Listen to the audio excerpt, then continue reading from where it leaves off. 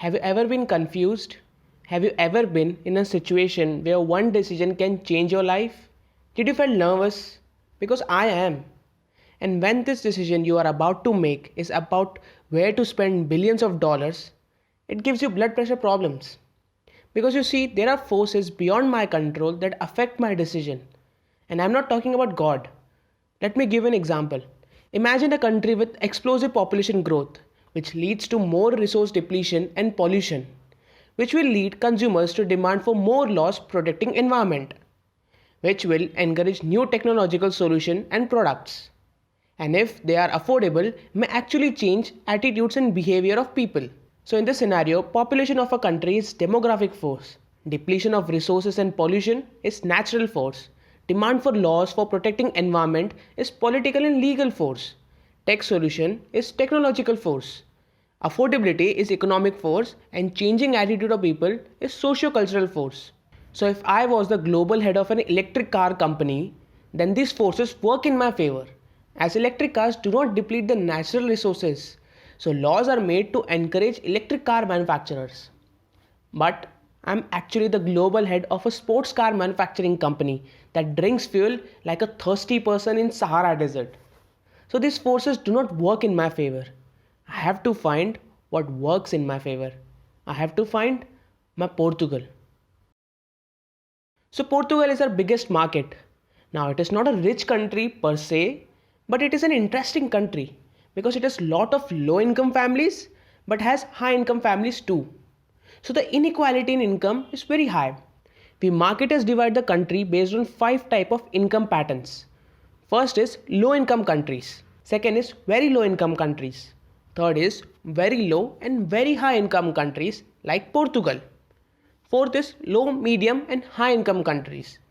Fifth is majorly medium countries. So for a car with the price tag of $150,000, I need high income countries, that is third and fourth type. But you see, that's the tricky part. The world has changed. After 2008 stock market crash, people stopped mindless spending. They started comparing shops for lowest prices and asking for discount became normal. But this time it's much worse. Pandemic has made people unemployed. Companies to no fault of their own have gone bankrupt. People don't have money. So how would they buy a car that's $150,000? So when you're responsible to pull this miracle of finding a market that still has potential buyers and can recover quickly from this global crisis, and you have to invest billions of dollars on that hope, this responsibility gives you sleepless nights. But I can use these forces to direct me. Just like economic force, others can guide me to find out the potential market. Because you see, these forces are like compass was to Columbus. They have directed marketers for a long time. Consider this. If I were a grocery shop owner who wants to expand in a new country and I have two options. One is Mexico, which has very young population and rapid population growth rate. And other option is Italy, at the other extreme, which has one of the world's oldest population. So I want to sell milk, diapers, school supplies and toys. I would prefer Mexico over Italy, right? So here demographic forces have helped me to make an informed decision. These forces, when coupled with geographical forces, affect the smaller things as well, like the type of advertisement. Like in USA, where the population of Hispanic or Latin Americans grew by 15 million in less than 10 years.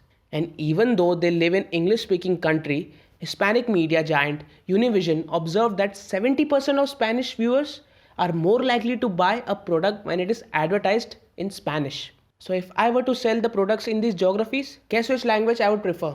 Cadillac did the same thing, but in a different scenario, where Cadillac ran ads in local newspapers and local TV spots in Chicago and New York because the owners saw many Indian Americans and South Asian from those localities visiting their showrooms. These demographic forces also extend to household types. In USA, the biggest change for the decade was a jump in women living without husbands, up by 18%. So the need of single, separated, widowed or divorced men and women were different from married couples.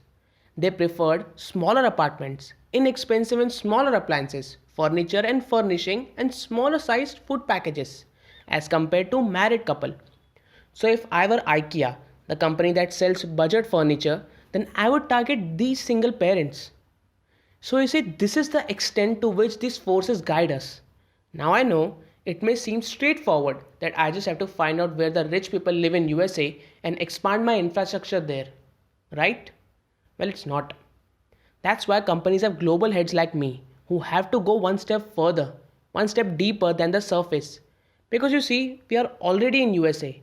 But to expand in that country, I have to look deeper into socio-cultural forces that drive psychology of people. I have to find out would the people who can afford to buy a Lamborghini would they be willing to spend $150,000 on it? Because if not, I would have wasted billions on dollars on nothing.